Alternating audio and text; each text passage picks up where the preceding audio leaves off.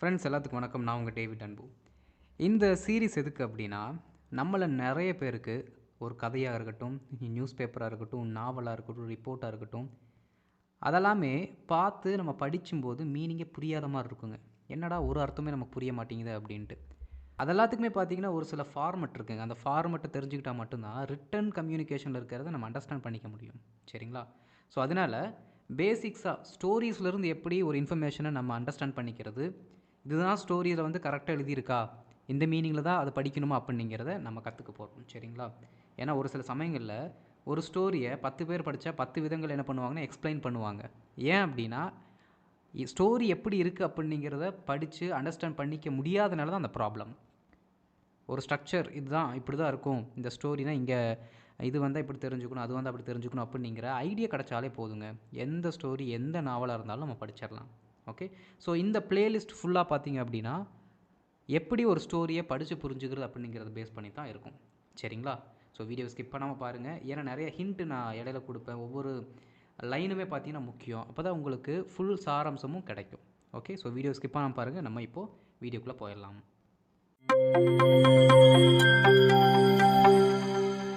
Friends, இன்றைக்கி நம்ம படிக்கிறதுக்கு நான் என்ன எடுத்திருக்கேன் அப்படின்னா, சுதா மூர்த்தி மேடமோட grandmother's bag of stories. பாருங்கள், பேக் ஆஃப் ஸ்டோரிஸ் அப்படிங்கிற ஒரு கிராண்ட் மதர் ஸ்டோரிஸ் நம்ம எடுத்து வச்சுருக்கோம்.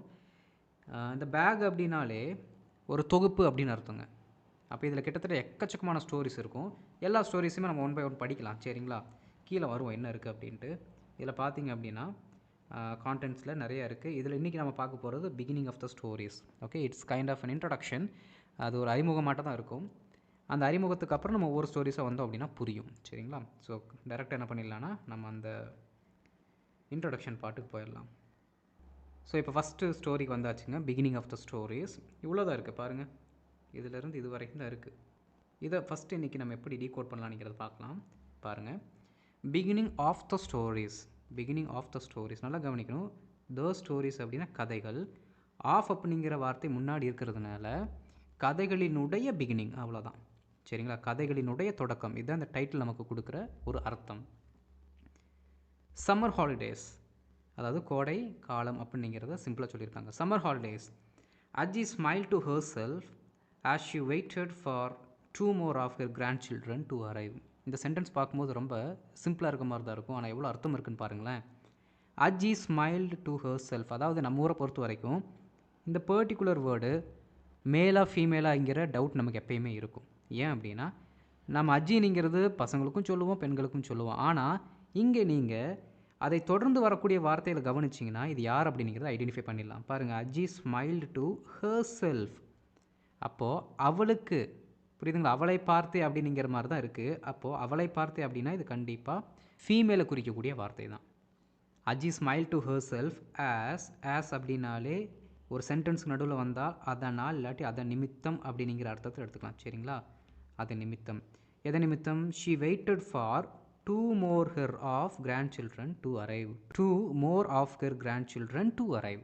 அதாவதுங்க இவங்களோட இன்னும் 2 கிராண்ட் சில்ட்ரன் வருவதற்காக அவங்க வெயிட் பண்ணிட்டு இருக்காங்களாமா. எப்படி? அவங்க இன்னும் 2 குழந்தைங்க வரணும், இன்னும் 2 கிராண்ட் சில்ட்ரன் வரணும் அப்படிங்கிறதுனால அவங்க தன்னைத்தானே பார்த்து சிரிச்சுக்கிறாங்க. ஓகே, அப்படின்னு என்ன அர்த்தம்? ஆல்ரெடி மற்ற கிராண்ட் சில்ட்ரன் வந்துட்டாங்க, மீதி 2 பேர் தான் இருக்காங்க, அவங்களுக்காக வெயிட் பண்ணிகிட்டு இருக்காங்க. ஓகேங்களா? எப்போது? சம்மர் ஹாலிடேஸ், கோடை விடுமுறை நாட்களில் அவங்க வெயிட் பண்ணிகிட்டு இருக்காங்க.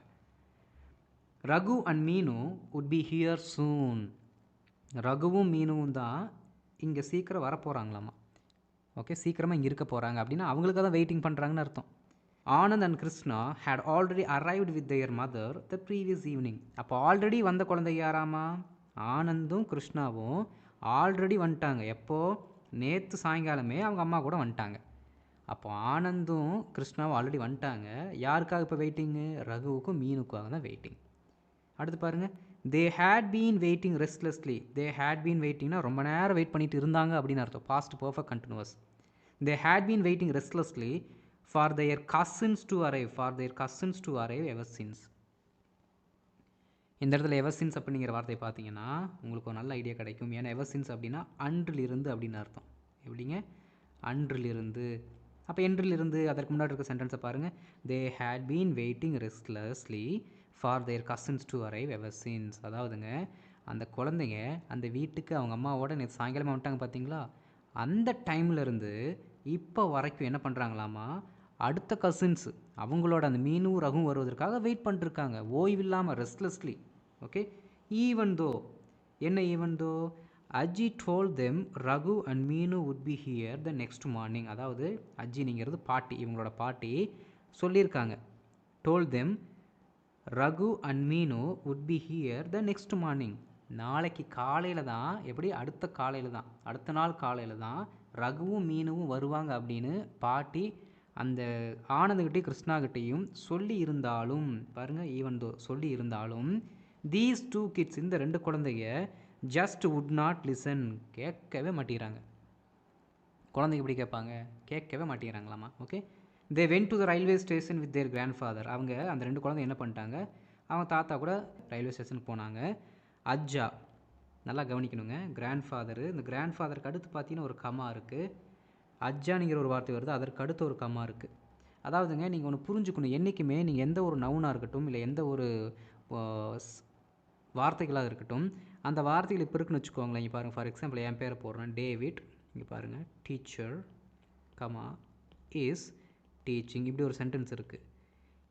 இதில் நீங்கள் நல்லா கவனிச்சிங்க அப்படின்னா, இங்கே ஒரு கமா இருக்குது, இங்கே ஒரு கமா இருக்குது. அப்படின்னா எந்த நவுனுக்கு அடுத்து ரெண்டு கமாக்கு இடையில் ஒரு சில வார்த்தையில் போடுறோமோ அந்த வார்த்தை அதுக்கு முன்னாடி இருக்க நவுனை பற்றின எக்ஸ்ட்ரா இன்ஃபர்மேஷன் கொடுக்குது அப்படின்னு அர்த்தம். டேவிட் யார், டீச்சரு, அவர் இப்போ டீச் பண்ணிகிட்ருக்காரு. அந்த ரெண்டு கமாக்கு இடையில் இருக்க வார்த்தை இருக்குது பார்த்தீங்களா, அதை மட்டும் நம்ம ரிமூவ் பண்ணிட்டாலும் மீனிங் வரும். டீச்சர் மட்டும் தூக்குங்களேன், அந்த டீச்சரை மட்டும் எடுத்திங்கன்னா டேவிட் இஸ் டீச்சிங் அப்படிங்கிற மீனிங் வருது பாருங்கள், வந்துடும். அப்போ அந்த கமாக்கு இடையில் இருக்க வார்த்தை அவர் யார், இன்னார் அப்படிங்கிற ஒரு எக்ஸ்ட்ரா இன்ஃபர்மேஷனை கொடுக்கும். இங்கே பாருங்களேன், இங்கே என்ன எழுதியிருக்கோம், with their grandfather comma Ajja. அப்போது கிராண்ட் ஃபாதர் யாராமா, அஜ்ஜாவாமா, அப்படிங்கிற எக்ஸ்ட்ரா இன்ஃபர்மேஷன் நமக்கு கிடைக்குது. Okay, with their grandfather Ajja to receive them யாரை, அந்த அடுத்த நாள் காலையில் வரப்போகிறாங்களோ அந்த குழந்தைகளை ரிசீவ் பண்ணுறதுக்காக இந்த ரெண்டு குழந்தைங்க அவங்க தாத்தா கூட ரயில்வே ஸ்டேஷனுக்கு போனாங்க.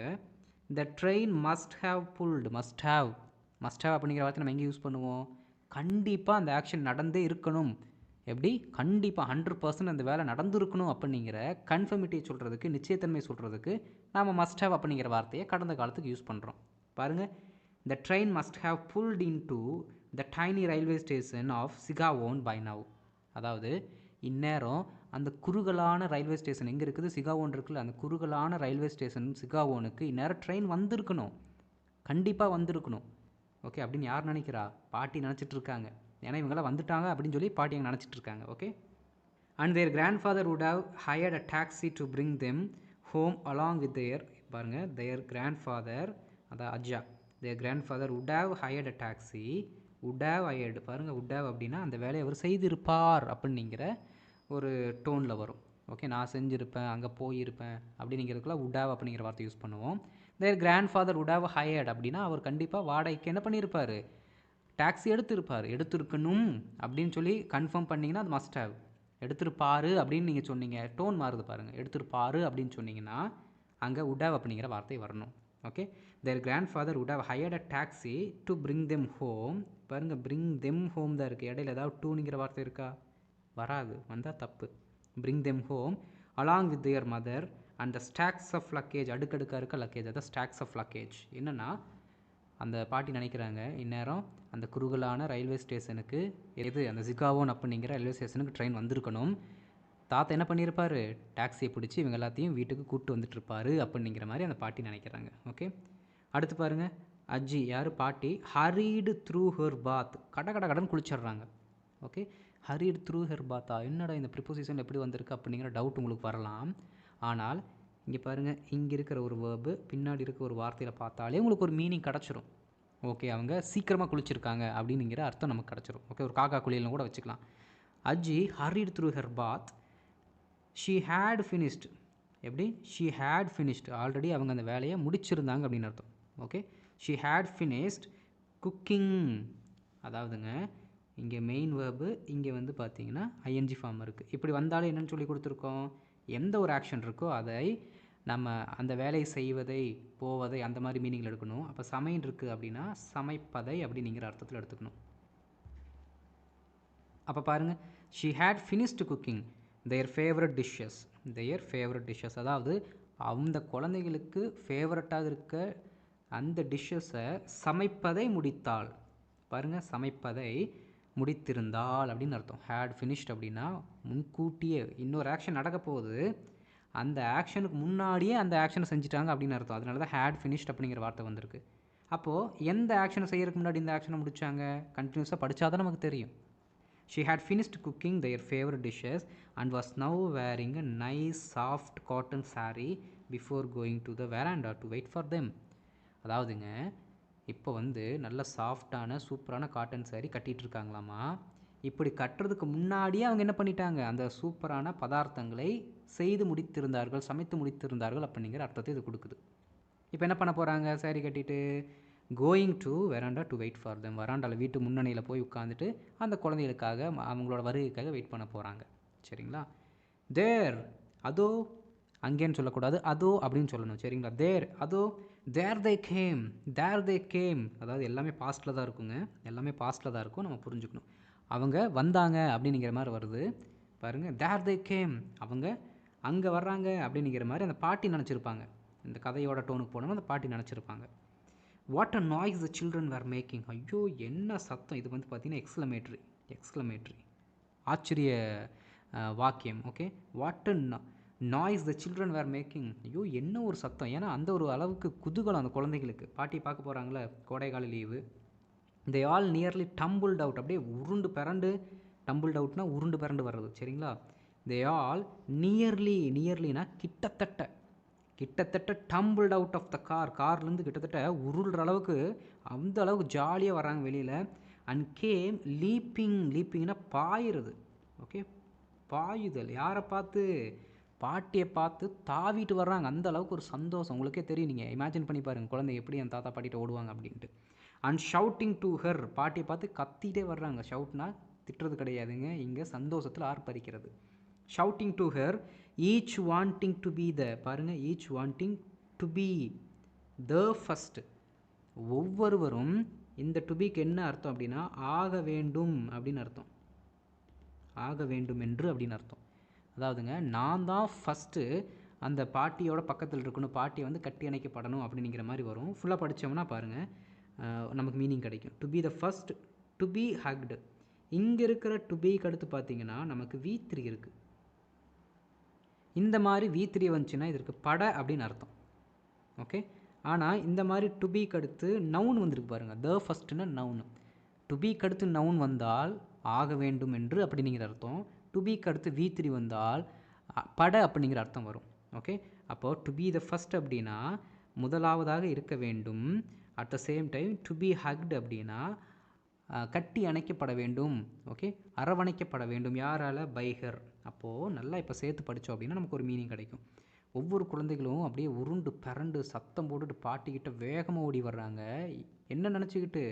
Wanting to be the first, நான் தான் முதலாளாக என்னுடைய பாட்டியால் கட்டி அணைக்கப்பட வேண்டும் என்று ஆர்வத்துடன் ஓடி வருகிறார்கள்.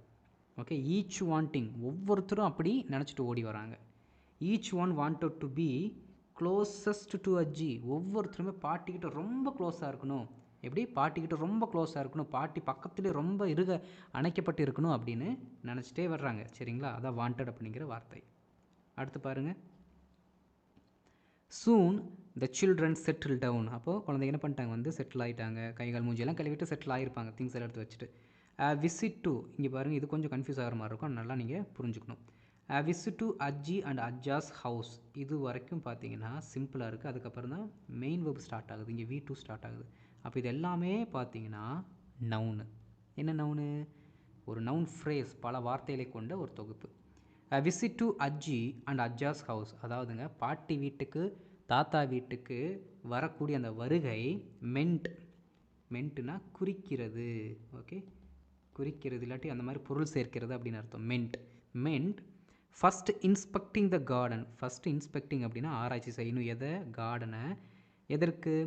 To see how much plants had grown since they last came. சின்ஸ்னால் அன்றிலிருந்து அப்படின்னு அர்த்தம். சரிங்களா? இந்த இடத்துல அன்றிலிருந்து அப்படின்னு எடுத்துக்கலாம். அப்போ சின்ஸ் தே லாஸ்ட் கேம், அப்போது கடைசியாக அவங்க வந்ததுலேருந்து இப்போ வரைக்கும் அந்த கார்டனில் எவ்வளோ பிளான்ட்ஸு ஆல்ரெடி இருக்கிற பிளான்ட்ஸ் எல்லாம் எந்த அளவுக்கு நல்லா வளர்ந்துருக்கு அப்படிங்கிறத பார்க்கறது தான் அவங்களோட ஃபஸ்ட்டு வேலையாமல். பாருங்கள், ஃபஸ்ட் இன்ஸ்பெக்டிங் அப்படின்னு இருக்குது. அவங்களோட முதல் வேலை என்ன? தாத்தா பாட்டி வீட்டில் இருக்க அந்த கார்டனில் இருக்க அந்த பர்டிகுலர் பிளான்ட்ஸு எந்த அளவுக்கு வளர்ந்துருக்கு அப்படிங்கிறத இன்ஸ்பெக்ட் பண்ணுறது அவங்களோட ஃபஸ்ட்டு வேலை. Okay, then they went to check on the cows. அதற்கடுத்து எங்கே போனாங்களாமா? அதாவது அதற்கடுத்து அவங்களுக்கு என்ன வேலை இருக்காமா? ஃபஸ்ட்டு வந்து தோட்டத்தை பார்க்குறது. ரெண்டாவது இருக்கிற முக்கியமான வேலை, they went to check on the cows. Okay, மாடு, கண்ணுக்குட்டி, டாக்னா நாய்க்குட்டி, கேட்டு, கிட்டன்ஸ் அப்படின்னா பூனைக்குட்டி, இது எல்லாத்தையுமே அடுத்து பார்க்குறது அவங்களோட முக்கியமான பிரதான வேலையாக இருக்குது. Then they all ate huge quantities of Ajji's delicious food. நம்ம பாட்டி தான் சூப்பரான ஃபுட்டு செஞ்சு வச்சுருந்தாங்களே, அந்த டெலிஷியஸ் ஃபுட்டை வந்து ஃபுல்லாக என்ன பண்ணாங்க? வயிறு ஃபுல்லாக சாப்பிட்டாங்க. அதான் ஹியூஜ் குவான்டிட்டி, எக்கச்சக்கம் மிகுதியான அளவு சாப்பிட்டாங்க. Finally while their mothers went off to chat and rest. எப்படி? கடைசியாக அவங்க அம்மாலாம் என்ன பண்ணிட்டாங்களாம்மா? வெளியில் போயிட்டு அப்படியே சும்மா பேசிட்டு ரெஸ்ட் எடுக்கிறதுக்காக போயிட்டாங்க. போன பொழுது அப்படிங்கிற வருது ஒன்று, ஏன்னா வயல் இருக்குது. ஓகே, கடைசியாக அவங்க அம்மாக்கெல்லாம் பேசுறதுக்கு அப்படியே வெளியில் எழுந்திரிச்சு போன பொழுது the children gathered around their grandmother for the best part of the holidays. அவங்க அம்மா அப்பாலாம் அந்த பக்கம் போன பொழுது குழந்தைங்க தங்களோட கிராண்ட் மதர்ஸை சுற்றி உட்காந்துட்டு இருக்காங்களாம்மா. அதுவும் என்னது? அதுதான் best part of the holidays. Best part of the holidays அப்படின்னாலும் அதற்கடுத்து ஒரு ஹைஃபன் வந்து அதற்கடுத்து ஒரு புள்ளி வந்திருக்கு. அப்படின்னா best part of the holidays. எது best part of the holidays அப்படிங்கிறத பின்னாடி இருக்க இந்த வாக்கியம் தான் கொடுக்கும். அப்போ best part of the holidays அப்படிங்கிறது listening to her wonderful stories particularly in the late afternoon. அதாவது மாலை ஸ்டார்ட் ஆக போகுது பார்த்தீங்களா, சாயங்காலம் ஸ்டார்ட் ஆக போகிற அந்த டைம். ஓகே, மத்தியானம் முடிஞ்சு சாயங்காலத்துக்குள்ளே ஒரு நாள் கடந்து செல்லும் பார்த்தீங்களா, அந்த பொழுதில் பாட்டியோட வண்டர்ஃபுல் ஸ்டோரிஸை கேட்குறதுக்கு அவங்க பாட்டியை சுற்றி உட்காருவாங்க பார்த்தீங்களா, அதுதான் அவங்களோட best part of the holidays. Okay, ஹாலிடேவோட பெஸ்ட்டு பார்ட்டே இந்த ஆக்ஷனை செய்கிறது தான். அதனால் இப்போ சுற்றி உட்காந்துருக்காங்க. சரிங்களா? லெட்டஸ்ன்னு இருக்குது. லெட்ஸ் நாமளும், டூ அப்படின்னா நாம கூட, gather under the fast revolving fan. Okay, நல்லா வேகமாக ஓடக்கூடிய அந்த ஃபேனுக்கு கீழே, ஃபாஸ்ட்டாக ஓடக்கூடிய அந்த ஃபேனுக்கு கீழே கேதர் ஆகிக்கலாம். ஆனால் மேட் ஆன் த ஃப்ளோர், எங்கே? ஃப்ளோர் மேலே போட்டிருக்க ஒரு மேட் மேலே உட்காந்து என்ன பண்ணிக்கலாம்? Fighting to be the nearest to her and listening. நாமளும் அந்த குழந்தைகளை மாதிரி அந்த வேகமாக ஓடக்கூடிய ஃபேனுக்கு கீழே தரையில் போட்டிருக்க அந்த மேட்டு மேலே உட்காந்துட்டு நமக்குள்ளே நாமளே ஒருத்தர் என்ன பண்ணலாம்னா அந்த பாட்டிக்கிட்ட பக்கத்தில் உட்காரணும், ரொம்ப க்ளோஸாக உட்காரணும் அப்படிங்கிற மாதிரி ஒரு சண்டை போட்டுட்டு பாட்டியோட கதையை கேட்க நாம் என்ன பண்ணலாம்? ஆரம்பிக்கலாம் அப்படிங்கிற மாதிரி இந்த ஃபஸ்ட் இன்ட்ரடக்ஷன் பார்த்திங்கன்னா முடியுது. அப்படின்னா என்ன அர்த்தம்? இந்த particular the beginning of the stories இப்போ தான் பாட்டி வந்து கதையை சொல்ல ஆரம்பிக்க போகிறாங்க. அதற்காக நம்மளை தயார்படுத்துகிற மாதிரி இந்த ஃபஸ்ட்டு இன்ட்ரடக்ஷன் அவங்க எழுதியிருக்காங்க. புரிஞ்சுதுங்களா ஃப்ரெண்ட்ஸ்? இப்படி தான் பார்த்தீங்கன்னா எந்த கதையாக இருந்தாலும் நீங்கள் படிக்கணும். கன்ஜங்ஷன்ஸ் இருக்கும், வுட் ஹேவ், மஸ்ட் ஹேவ் எல்லாமே இருக்கும். அதெல்லாம் இப்படி நீங்கள் நிறுத்தி பொறுமையாக படித்தா தான் ஒவ்வொரு சென்டென்ஸாக புரியும். இப்போ நான் உங்களுக்கு எக்ஸ்பிளைன் பண்ணும்போதே பார்த்தீங்கன்னா கிட்டத்தட்ட ஒரு 15 to 18 minutes ஆகுது. அப்படின்னா நீங்கள் படிக்கும்போது ஸ்டார்டிங்கில் இந்த மாதிரி தான் கொஞ்சம் உங்களுக்கு ஸ்லோவாக போகிற மாதிரி தெரியும். பட் படித்து பழகிட்டிங்கன்னா ரொம்ப டக்குன்னு என்ன பண்ணிங்கன்னா ஒவ்வொரு கதையும் நீங்கள் படித்து முடிச்சிருவீங்க. Okay, right. ஸோ அடுத்த வீடியோவில் இந்த கதையோட நெக்ஸ்ட்டு சின்ன கதைகள் அப்படியே தொடர்ந்து வரும். அதில் பாட்டி நமக்கு எப்படி கதை சொல்கிறாங்க அப்படிங்கிறத நாம் ஒன்றா சேர்ந்து படிக்கலாம். ஓகே ஃப்ரெண்ட்ஸ், இந்த வீடியோ உங்களுக்கு பிடிச்சிருந்துச்சா மறக்காமல் லைக் பண்ணிட்டு மற்றவங்களுக்கு ஷேர் பண்ணுங்கள். இதை ஃபஸ்ட் டைம் நம்ம சேனலுக்கு வந்திருக்கீங்கன்னா மறக்காமல் சேனலை சப்ஸ்கிரைப் பண்ணிட்டு பெல் பட்டனை கிளிக் பண்ணி வச்சுக்கோங்க. நம்ம அடுத்த வீடியோவில் பார்க்கலாம்.